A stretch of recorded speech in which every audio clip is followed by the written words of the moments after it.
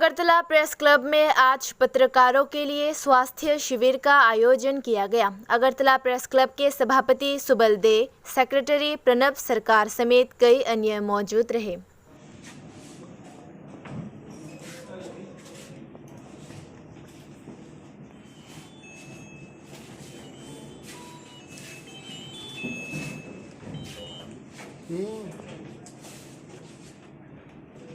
Thank you, Dr. Jana, and Dr. Pal, and my professional colleagues,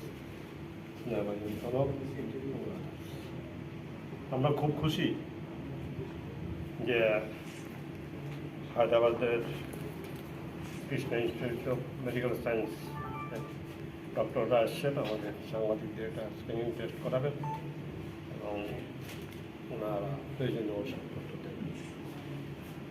আমাদের এমনিতেই হায়দ্রাবাদে প্রচুর লোকজন যান, বিশেষ করে পেটের চিকিৎসার জন্য।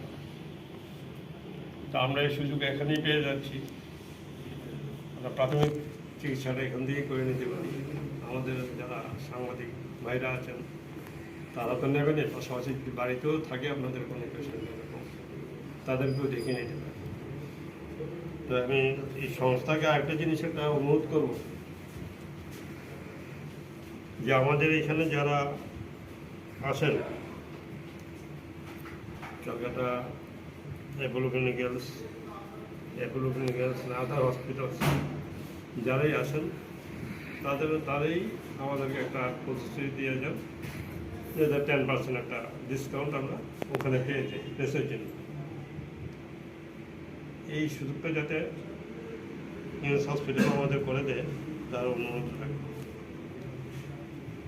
পাশাপাশি আমি অত্যন্ত কৃতজ্ঞতা প্রকাশ করছি আপনার দুই ডক্টরের প্রতি, আপনারা এখানে আসার জন্য এবং আমাদেরকে এই সুযোগটুকু দিয়ে দেওয়ার জন্য। সবাইকে ধন্যবাদ, সবাই সুস্থ থাকুন। একটা জিনিস উনিও বলছিলেন, আমাদের প্রফেশনাল কলিগদের বলি জল খেতে হবে সারাদিন, দিনে 3 লিটার জল মিনিমাম খেতে হবে, একবারে নয়, বারবারে জল খেতে হবে।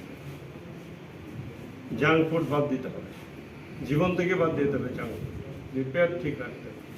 আর আমাদের সাংবাদিকদের সব প্রথম রোগ হয় পেটের রোগ। 99% সাংবাদিকের রোগটা হলো পেটের রোগ। তার কারণ আমরা শৃঙ্খলা মেনে চলি না। বিয়ে করার কথা রাত্রে 8টার সময়, আমরা করি রাত্রে 12টার সময়, কোনদিন কেউ 2টার সময়। আমি ওই মনে গেছে রাত্রে 2টার সময় বাইরে গেছি, গিয়ে ডিনার করেছি। ফলে আমাদের পেটের তো এটা হজম করতে হবে, হজম হয়নি, যার ফলে প্রত্যেকেরই একটা পেটের সমস্যা থাকে, পায়খানা পরিষ্কার হয় না।